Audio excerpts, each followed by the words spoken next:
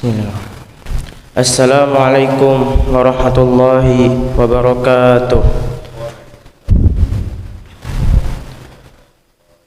Segala puji bagi Allah yang telah memberikan kepada kita nikmat yang sangat banyak sehingga kita bisa melakukan salat berjamaah di masjid yang insyaallah mulia ini. Salawat serta salam kepada akhir zaman, kepada Nabi Muhammad sallallahu alaihi wasallam yang dengan diutusnya kita bisa menikmati nikmat Islam ini. Berdirinya kami di sini akan menyampaikan sebuah hadis yang berjudul tolong menolong dalam kebaikan. Rasulullah sallallahu alaihi wasallam bersabda, "Unsur akhaka zaliman aw madluman." Qalu ya Rasulullah, hadza nansuruhu madluman, fa kaifa nansuruhu zaliman? Qala ta'khudhu fawqa yadihi. Yang artinya, bantulah saudaramu baik dalam keadaan sedang berbuat zalim atau sedang dizalimi. Ada yang bertanya, "Wahai Rasulullah, kami akan menolong orang teraniaya. Bagaimana menolong orang yang sedang berbuat zalim?" Beliau menjawab, dengan menghalanginya melakukan kezaliman, itulah bentuk bantuanmu kepadanya. Hadis riwayat Bukhari. Isi kandungan hadis.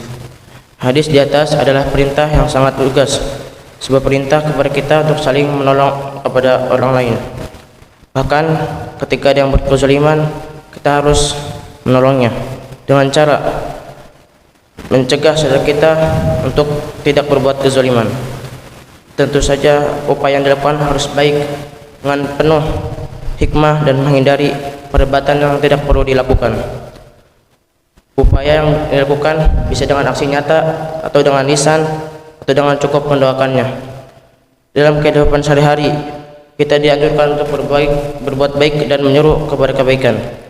Hal ini bisa menjadi sarana kita untuk menolong orang lain agar dalam kebaikan. Pada suatu hari Rasulullah SAW ditanya oleh sahabat, "Ya Rasulullah, siapakah manusia yang paling dicintai oleh Allah dan apakah perbuatan yang paling dicintai oleh Allah?"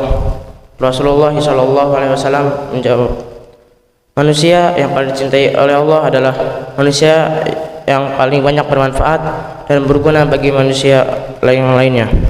Sedangkan perbuatan yang paling dicintai oleh Allah adalah memberikan kegembiraan kepada orang lain atau menghapuskan kesusahan orang lain, atau melunasi hutang orang yang tidak bisa membayarnya, atau memberi makanan kepada orang yang sedang kelaparan. Dan jika seseorang itu berjalan untuk menolong orang yang sedang kesusahan, itu lebih aku sukai daripada beriktikaf di masjidku ini selama 1 bulan." Hadis riwayat Tabrani. Sungguh konsep tolong menolong ini yang diajarkan oleh Allah dan Rasulnya patut kita lakukan.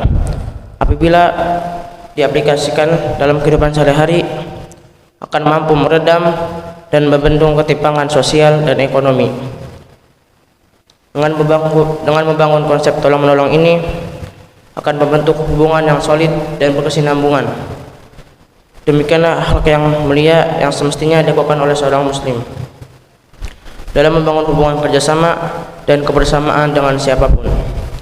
Dari Abu Hamzah, dari Anas bin Malik, Rasulullah SAW bersabda, "Tidak sempurna iman seseorang di antara kalian hingga ia mencintai saudaranya segala apa yang ia cintai untuk dirinya sendiri tidak berupa kebaikan."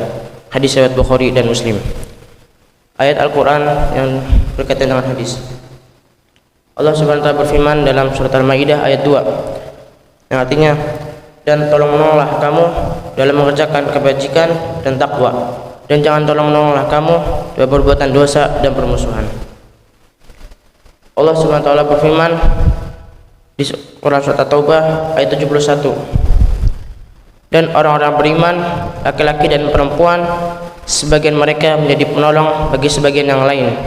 Mereka menyuruh perbuatan yang ma'ruf dan mencegah dari yang mungkar." Sekian dari saya. Bila ada kesalahan yang dari saya, kebenarannya semua dari Allah Taala.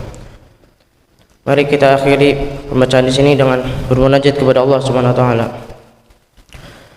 Bismillahirrahmanirrahim. Alhamdulillahirabbil alamin. Hamdan na'imin, hamdan syakirin, hamdan yuafi ni'amahu wa yukafi mazidah. Ya Rabbana lakal hamdu, lakal syukru, kama yanbaghi li jalali wajhikal azimi sultanik. Allahumma salli wa sallim ala sayyidina Muhammad wa ala ali sayyidina Muhammad. Allahumma ighfir lana wa liwalidina warhamhum kama rabbawna shighara. Allahumma la sahla illa ma ja'altahu sahla wa anta taj'alul hasana sahla idza syi'ta sahla. Allahumma yassir wa la tu'assir. Ya Allah yang Maha Besar dan Maha Kuasa, kami mohon kepada Engkau ya Allah untuk para musyrif, orang tua asuh, donatur, pembina dan pengurus yayasan, pengurus ponpes dan umat muslimin dan muslimat, diampuni dosa-dosanya, dosa besar, dosa kecil, disengaja atau tidak disengaja. Diberi hidayah agar dapat melaksanakan semua perintah-Mu dan meninggalkan semua larangan-Mu. Diberi kesehatan agar bisa istiqomah dalam melaksanakan ibadah, baik yang wajib maupun yang sunnah. Diberi rezeki yang luas dan berkah agar mau berbagi kepada anak yatim dan duafa dan perjuangan Islam. Diberi kemampuan bisa bersabar jika menerima musibah dan pandai mensyukuri kenikmatan. Diberi keturunan qurrata a'yun, keturunan solih dan solihah. Rabbana atina fid dunya hasanah wa fil akhirati hasanah wa qina adzabannar. Subhanaka rabbika rabbil izzati amma yasifun wa salamun ala mursalin walhamdulillahi rabbil alamin. Sekian dari kami. Wassalamualaikum warahmatullahi wabarakatuh.